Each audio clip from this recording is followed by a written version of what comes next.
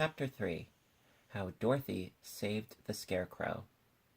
When Dorothy was left alone, she began to feel hungry, so she went to the cupboard and cut herself some bread, which she spread with butter. She gave some to Toto, and taking a pail from the shelf, she carried it down to the little brook and filled it with clear, sparkling water. Toto ran over to the trees and began to bark at the bird sitting there. Dorothy went to get him, and saw such delicious fruit hanging from the branches that she gathered some of it, finding it just what she wanted to help out her breakfast. Then she went back to the house, and having helped herself and Toto to a good drink of the cool, clear water, she set about making ready for the journey to the City of Emeralds. Dorothy had only one other dress, but that happened to be clean and was hanging on a peg beside her bed. It was gingham, with checks of white and blue, and although the blue was somewhat faded with many washings, it was still a pretty frock. The girl washed herself carefully, dressed herself in the clean gingham, and tied her pink sunbonnet on her head. She took a little basket and filled it with bread from the cupboard, laying a white cloth over the top. Then she looked down at her feet and noticed how old and worn her shoes were. "They surely will never do for a long journey, Toto," she said, and Toto looked up into her face with his little black eyes and wagged his tail to show he knew what she meant.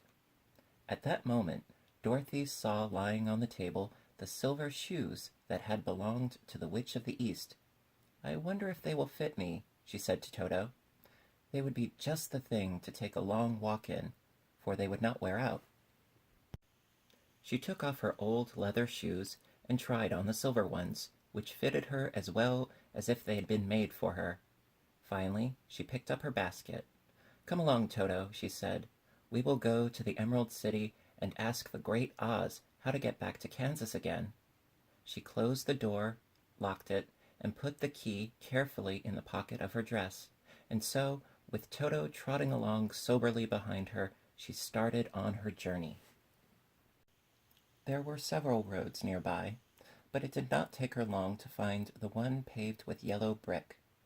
Within a short time, she was walking briskly toward the Emerald City, her silver shoes tinkling merrily on the hard yellow roadbed.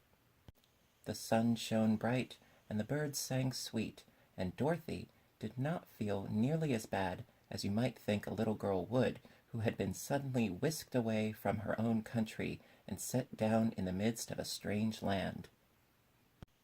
She was surprised, as she walked along, to see how pretty the country was about her. There were neat fences at the sides of the road, painted a dainty blue color, and beyond them were fields of grain and vegetables in abundance. Evidently, the Munchkins were good farmers and able to raise large crops. Once in a while, she would pass a house, and the people came out to look at her and bow low as she went by, for everyone knew she had been the means of destroying the wicked witch and setting them free from bondage. The houses of the Munchkins were odd-looking dwellings, for each was round, with a big dome for a roof. All were painted blue, for in this country of the East, blue was the favorite color. Towards evening, when Dorothy was tired with her long walk and began to wonder where she should pass the night, she came to a house rather larger than the rest. On the green lawn before it, many men and women were dancing. 5 little fiddlers played as loudly as possible, and the people were laughing and singing, while a big table nearby was loaded with delicious fruits and nuts, pies and cakes, and many other good things to eat. The people greeted Dorothy kindly, and invited her to supper and to pass the night with them, for this was the home of one of the richest Munchkins in the land, and his friends were gathered with him to celebrate their freedom from the bondage of the wicked witch. Dorothy ate a hearty supper, and was waited upon by the rich Munchkin himself, whose name was Bach. Then she sat down upon a settee and watched the people dance. When Bach saw her silver shoes, he said, "You must be a great sorceress." "Why?" asked the girl. Because you wear silver shoes and have killed the wicked witch. Besides, you have white in your frock, and only witches and sorceresses wear white. My dress is blue and white checked, said Dorothy, smoothing out the wrinkles in it. It is kind of you to wear that, said Bock. Blue is the color of the Munchkins, and white is the witch color, so we know you are a friendly witch.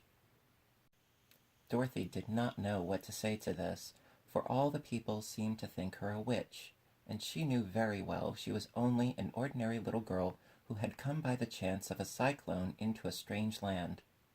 When she had tired watching the dancing, Bock led her into the house, where he gave her a room with a pretty bed in it.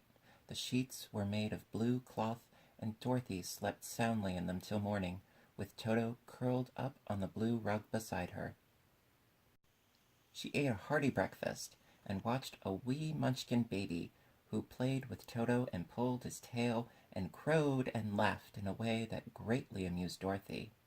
Toto was a fine curiosity to all the people, for they had never seen a dog before.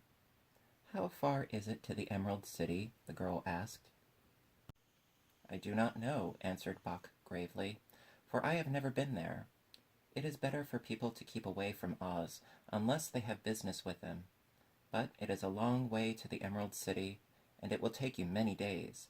The country here is rich and pleasant, but you must pass through rough and dangerous places before you reach the end of your journey."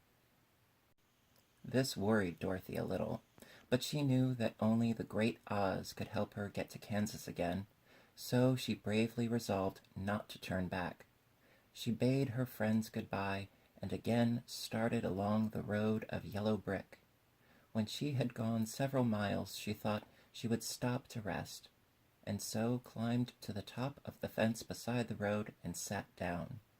There was a great cornfield beyond the fence, and not far away she saw a scarecrow, placed high on a pole to keep the birds from the ripe corn.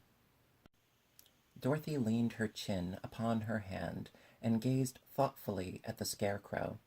Its head was a small sack stuffed with straw, with eyes, nose, and mouth painted on it to represent a face.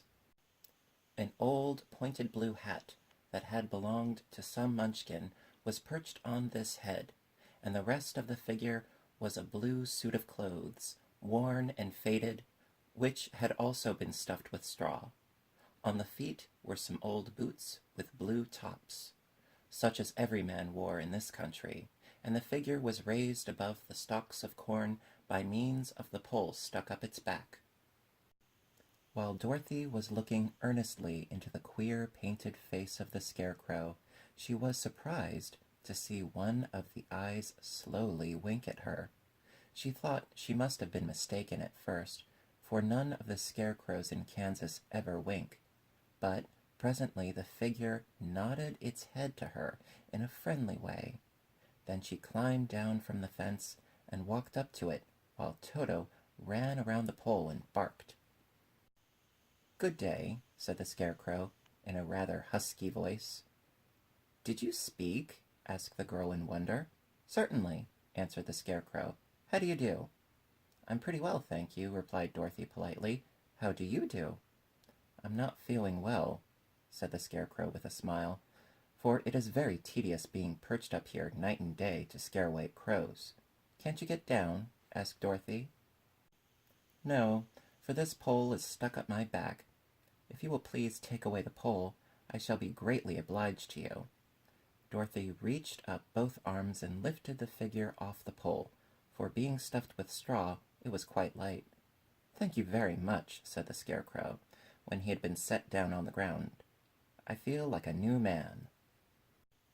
Dorothy was puzzled at this, for it sounded queer to hear a stuffed man speak, and to see him bow and walk along beside her.